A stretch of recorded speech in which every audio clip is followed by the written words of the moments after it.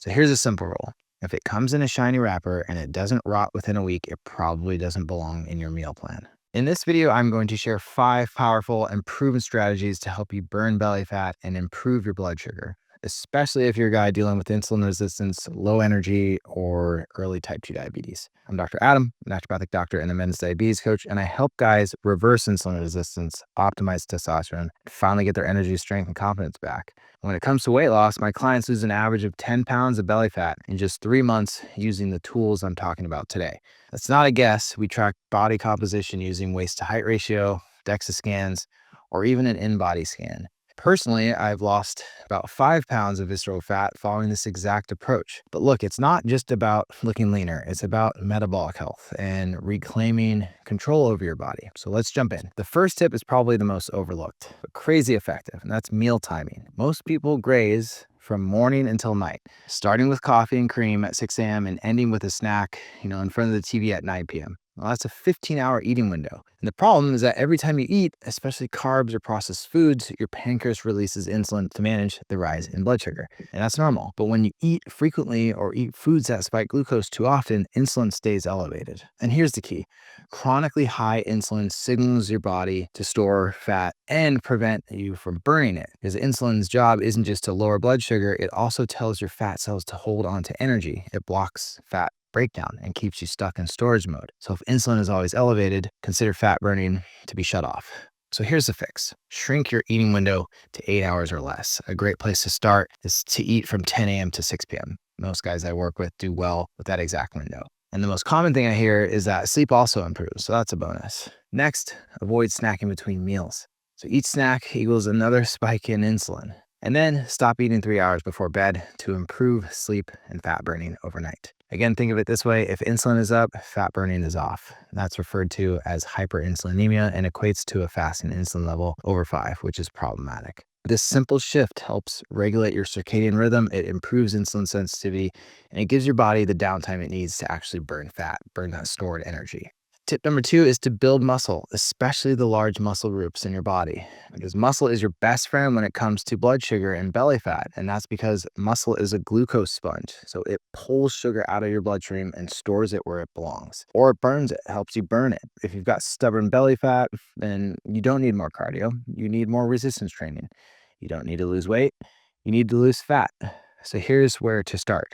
Focus on compound lifts that hit multiple muscle groups. So things like squats, deadlifts, rows, push-ups, and then train at least 2 to 3 times per week. Prioritize progressive overload. So you're adding weight or reps gradually. So ideally about 2 to 10% increase in intensity per week. And don't worry about getting bulky. The goal isn't to become a bodybuilder here. For most men, muscle adds definition and helps burn calories at rest. It gives you better glucose control 24/7. And if it helps you look better naked, that's a bonus. Tip 3, cut hidden sugars that spike insulin. That's sugar sabotage. You probably already avoid soda and candy, but what about the healthy stuff? Well, here's the reality. Many foods marketed as healthy, like granola bars and flavored yogurts and instant oatmeal, whole grain breads, dried mango, all that stuff actually increases your blood sugar dramatically. So here's what to look for. Read the labels and especially look at the added sugars, and that really should be 0. And watch out for sneaky ingredients, things like agave and brown rice syrup and high fructose corn syrup and cane juice and fruit concentrate. All of these are sugars. And then be especially cautious with anything labeled low fat or heart healthy, because they often just replace fat with sugar and try to call it good. And that's based on outdated recommendations to avoid fat. Big picture, every time your glucose spikes, insulin follows. And if insulin stays high, you're stuck in fat storage mode. So here's a simple rule. If it comes in a shiny wrapper and it doesn't rot within a week, it probably doesn't belong in your meal plan. Tip 4, lead every meal with protein. Protein is a non-negotiable if you want to lose belly fat and stabilize your blood sugar. And here's why. So protein triggers satiety hormones like GLP-1, so you feel fuller with less calories.